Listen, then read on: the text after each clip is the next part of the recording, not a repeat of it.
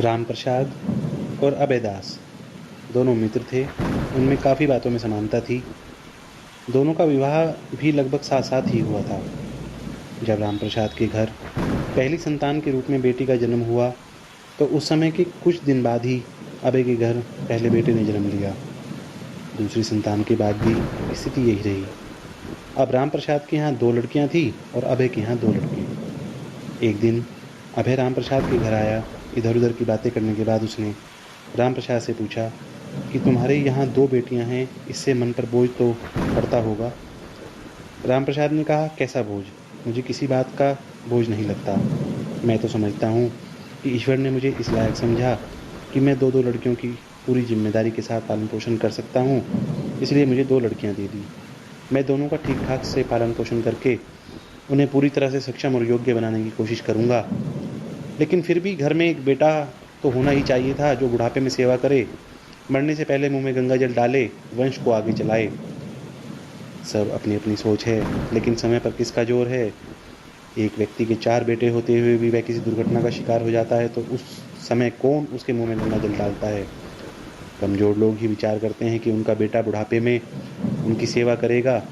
मैं कभी नहीं सोचता कि बुढ़ापे में कोई मेरी सेवा करेगा। मुझे बेटा नहीं होने का कोई दुख नहीं है, क्योंकि वह अपनी दोनों बेटियों को किसी बेटे से कम नहीं समझते। बात यहीं समाप्त हो गई। अभयदास अपने घर चला गया। इसके बाद जीवन का समय कैसे व्यतीत हो गया इसका पता ही नहीं चला। राम प्रसाद ने अपनी दोनों बेटियों की शिक्षा पर पूरा ध्यान दिया। उसकी बेटियों ने भी पिता के विश्वास को बनाए रखा। उनमें एक की नौकरी प्रशासनिक सेवा में लगी तो दूसरी की पुलिस सेवा में चली गई।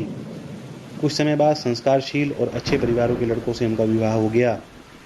राम प्रसाद को लगा कि उसने अपने जीवन का बहुत बड़ा उत्तरदायित्व वाला काम पूरा कर दिया है। काफ़ी समय बाद यकाएक राम प्रसाद की भेंट अभयदास से हो गई।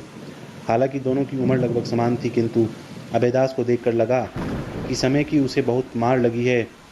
जिसने उसे एकदम से बदल कर रख दिया था वह पूरी तरह से टूटा हुआ और बूढ़ा लग रहा था, जबकि राम प्रसाद तब भी चुस्त और दुरुस्त दिखाई देता था। एक दूसरे का हाल पूछने पर राम प्रसाद ने उत्साह के साथ सब कुछ बता दिया, जबकि अभयदास बताने से पहले ही आंखों में उतर आए आंसुओं को साफ करने लगा। उसने बताया कि उसके दोनों बेटों ने उसके साथ बहुत गलत व्यवहार किया। उसने भी दोनों की पढ़ाई लिखाई पर पूरा ध्यान दिया।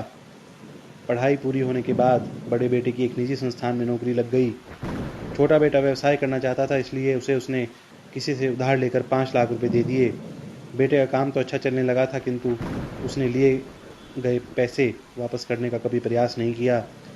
जब उसकी नौकरी समाप्त हुई तो उसे जो पैसा मिला था उससे 5 लाख तथा ब्याज का चुकता कर दिया। बाकी बचा पैसा भी उसके बेटे किसी न किसी बहाने से लेने का प्रयास करते रहे, किंतु उसने दिया नहीं। कुछ समय बाद उनकी शादी कर दी। उसके पास जो पैसा था वह उससे खर्च हो गया। शादी होने के बाद दोनों बेटे अपनी अपनी पत्नियों के साथ लेकर अलग हो गए। आज वह अपनी पत्नी के साथ पूरी तरह से एकाकी जीवन व्यतीत कर रहा है। कोई बेटा उनकी सुध नहीं लेता। मैं सोचता था कि बेटा बुढ़ापे में हमारी सेवा करेंगे, लेकिन हालात आज ये हैं कि इस अवस्था में भी मेरी पत्नी जैसे तैसी रोटी सब्जी बनाती है, जिसे हम दोनों खाते हैं। इस स्थिति को देखकर मैं सोचता हूँ कि आखिर लोग लड़के की कामना क्यों करते हैं। मैं स्वयं भी यही विचार करता हूँ कि अगर दोनों लड़कों के स्थान पर लड़कियाँ होती तो बहुत अच्छा था। आज मैं समझ गया हूँ कि तू सही था, जो लड़की होने पर कभी उदास और दुखी नहीं हुआ।